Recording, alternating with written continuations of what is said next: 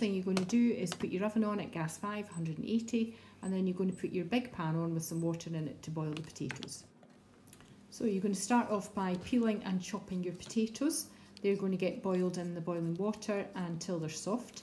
You could substitute at this point some of the potato for any other kind of root vegetables, so turnip or parsnip or some carrots in the potato.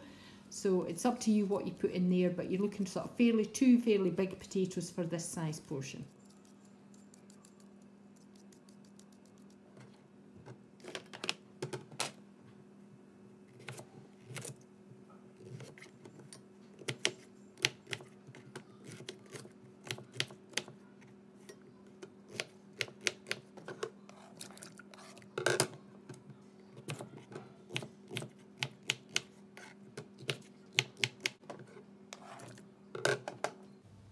Okay, once you've got your potatoes in, then you can start on the other vegetables that you're going to put into the mince mixture.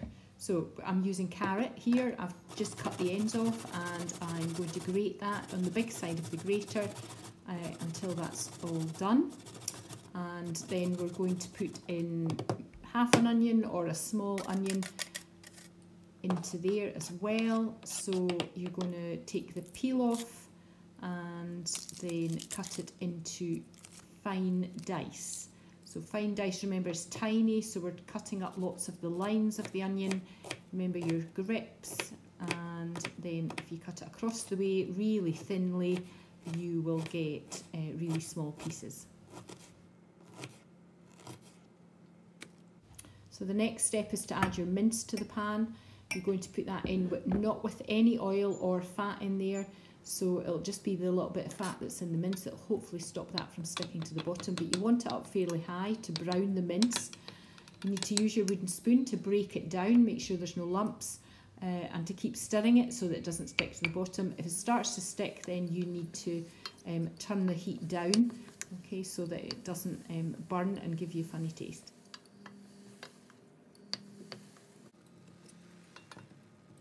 Okay, so once it's nice and brown, then you can add your vegetables to that, so your carrot and then your onion, and you're going to stir that round. The recipe says to cook that for 3 minutes, so you need to again keep stirring it so it doesn't stick to the bottom, and if it starts to stick or go really brown, then you need to turn it down.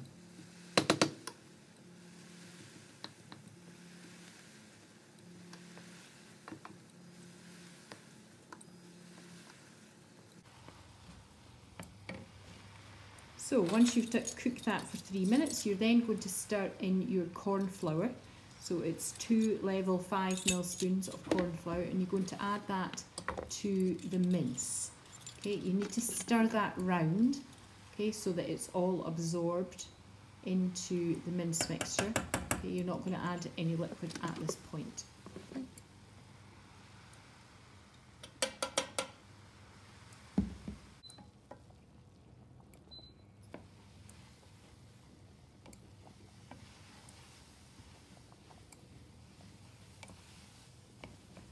So once you've stirred that in, then we can add our water, which is 200ml, and our beef stock, which is half a stock cube, but I'm going to use half a teaspoon here of the beef stock paste that we have in school.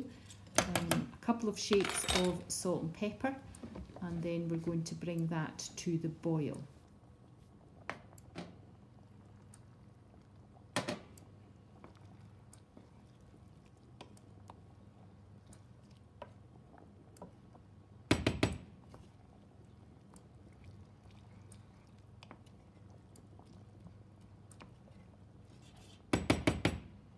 So you can see it's starting to come to the boil, and I'm going to turn the heat down so it's just simmering. So simmering is small bubbles, and then I'm going to put the lid on, which will help to stop the water in the mixture evaporating.